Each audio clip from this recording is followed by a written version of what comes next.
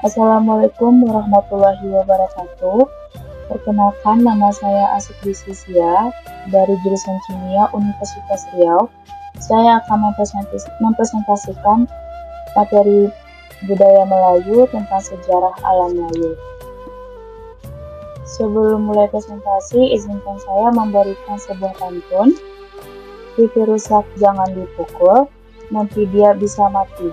Karena semua sudah berkumpul, maka saya akan mulai presentasi.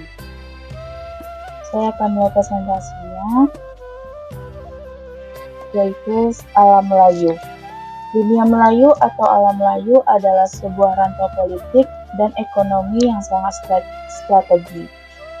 Sejak zaman prasejarah, kedudukan geografi alam Melayu yang disebut sebagai Nusantara yang berada di tengah-tengah kawasan Tamadun awal telah menjadikan rantau ini sangat penting. Di sebelah timur berdirinya Tamadun Tiongkok atau kini disebut Cina yang menciptakan berbagai kemajuan.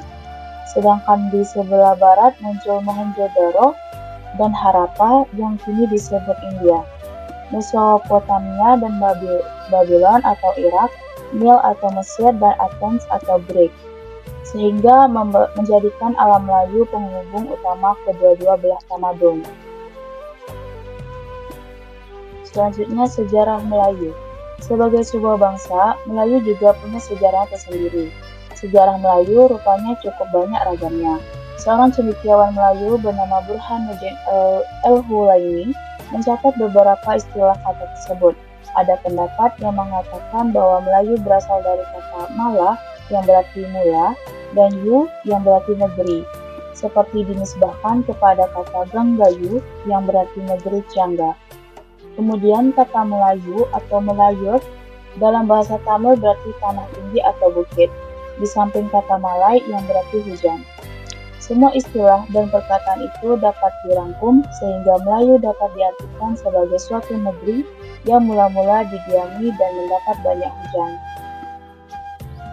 Istilah Melayu itu baru dikenal sekitar tahun 644 Masehi melalui tulisan Cina yang menyebutnya dengan kata Moloyu.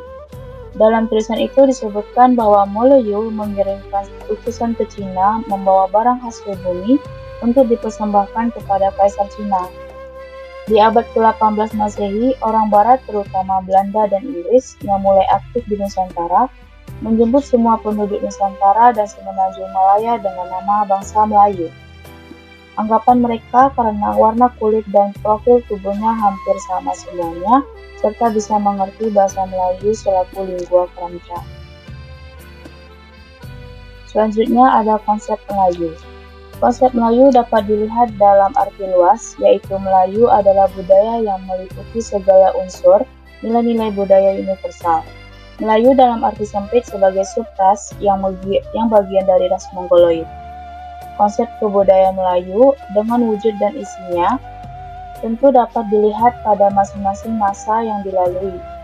Pada masa prasejarah, para ahli menunjukkan bahwa kebudayaan Melayu lebih menonjolkan pemakaian bahasa, sistem sosial sederhana, dan karyanya berupa kebudayaan batu tua sampai batu tengah yang dikenal dengan orang Melayu tua atau proto. Masa batu baru mereka membawa kebudayaan batu baru atau Neolitikum, dan masyarakatnya mulai bermukim, menetap, mampu bercocok tanam, mereka disebut Bikro Malay. Konsep Melayu di Indonesia ialah subras atau etnik yang menggunakan bahasa Melayu sebagai bahasa daerahnya seperti Riau, Melayu Sumatera Timur, dan Melayu Betawi. Di Malaysia, Melayu atau Bumi Putra yaitu mereka yang tidak termasuk etnik non-Eropa, Cina, India, Arab, dan sebagainya. Konsep itu sampai sekarang masih tetap dianut di Indonesia, sehingga orang Melayu kurang berkembang dan tertinggal karena tergolong minoritas dari etnik lainnya. Oleh karena itu, pembinaan budayanya kurang mendapat perhatian dari pemerintah sendiri. Selanjutnya ada orang Melayu.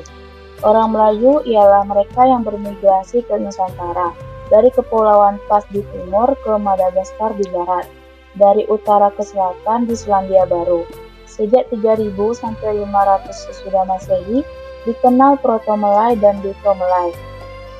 Selanjutnya, mereka bermukim di seluruh Nusantara. Kondisi ini sejak masa kerajaan kecil sampai menguasai bagian barat Nusantara, mereka pendukung kebudayaan, menggunakan bahasa Melayu dan masa Islam menjadi pusat perdagangan dan pengembangan Islam. Pusat peradaban atau tamadun di Malaka, Johor Riau, Lingga Riau, Siak Sri Indrapura, Indragiri, dan sebagainya di Indonesia. Selanjutnya ada bahasa Melayu. Bahasa Melayu atau disebut juga bahasa Jawi adalah cabang rumpun bahasa yang meliputi kebanyakan pulau Nusantara. Keserupaannya dengan berbagai bahasa lain dalam rumpun itu bukan hanya dalam kosakata, melainkan juga dalam cara pembentukan kata dan seluruh bangunan bahasanya. Telah membuktikan bahwa itulah asalnya. Bahasa Melayu telah digunakan secara meluas di alam Melayu sejak awal Masehi. Sifat orang Melayu yang gemar belayar telah mengembangkan lagi bahasa Melayu ke alam Melayu. Tambahan pula, sifat bahasa Melayu yang sederhana dan mudah dipelajari membolehkan bahasa ini diterima di alam Melayu.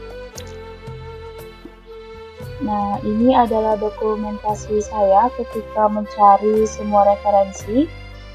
Saya berada di perpustakaan wilayah Suman HS yang ada di Pekanbaru. Lalu ini adalah 3 referensi yang saya gunakan, yaitu buku Kebudayaan Melayu, Alam Melayu, dan tentang pedoman bahasa dan sastra Melayu. Sekian penjelasan saya. Izinkan saya untuk menutup presentasi ini dengan sebuah pantun. Hari Senin bersih-bersih, pasang bendera biar berkibar. Cukup sekian dan terima kasih. Maaf presentasinya panjang lebar. Wassalamualaikum warahmatullahi wabarakatuh.